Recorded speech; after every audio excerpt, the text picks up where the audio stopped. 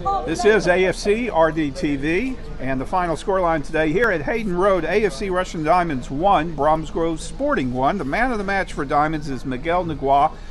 Miguel, this was a much needed result for Diamonds to at least get a point from a game. Yeah, we've had a few games now where we've not really picked up many points, so it felt good to get a few points today. I felt like we probably could have grabbed 3, especially in the second half, but we'll just pick up on that and go again next week.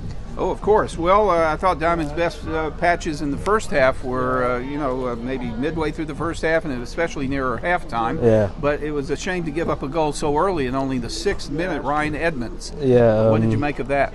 Yeah, it's frustrating to concede early because it straight away puts us on the back foot, and at that point we have to try and get 2 back.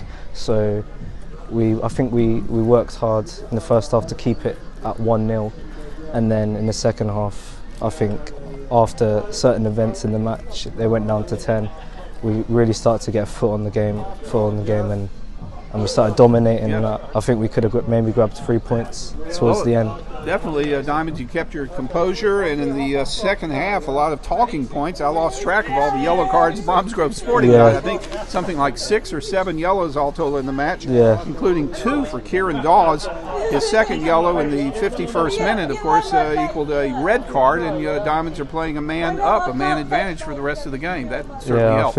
I think especially when they went down to 10 men, it opened up the game a bit more, and we started to get a bit more success in wider areas because we kind of just forced them in their own half and kept them there for pretty much the whole second half.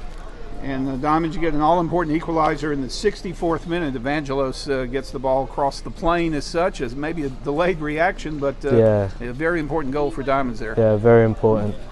It was kind of weird because no one really knew what was going on, so we kind of no one knew whether it was a goal or the referee disallowed it, and there was everyone surrounding the linesman, and we were all kind of confused. But when we found out it was a goal, we thought, now we've got a foot in the game. So we're in a celebratory mood, and so that one went our way to equalize at 1-1 for the rest of the game.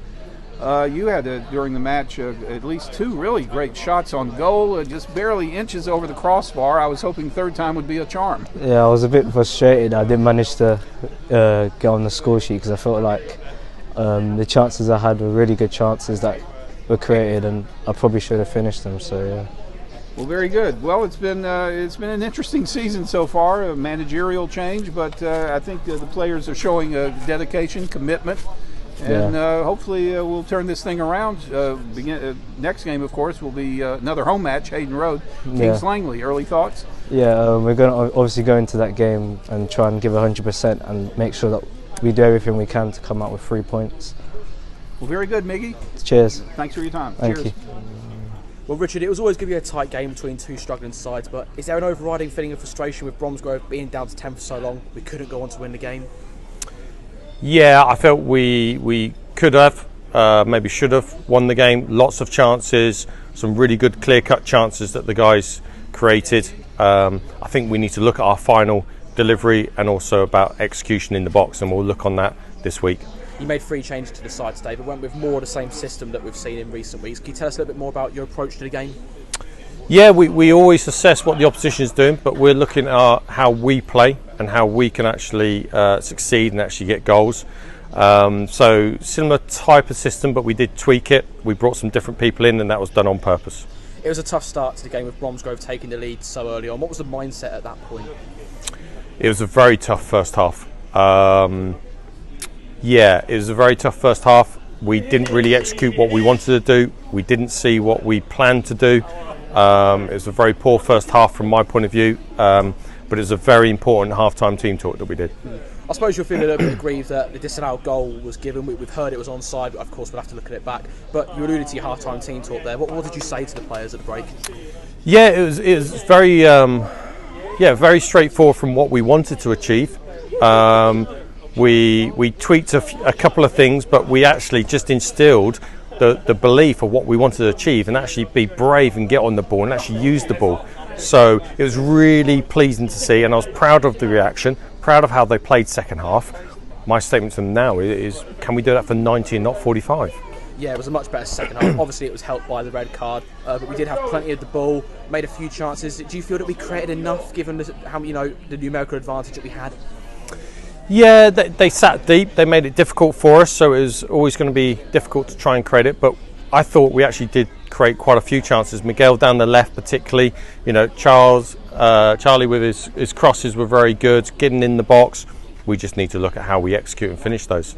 I know managers don't tend to single out players, but there were a couple of really good performances today. Obviously, Miguel getting man of the match down that left-hand side. And a word for Evan as well, getting his first goal for the club and defending really well at the back.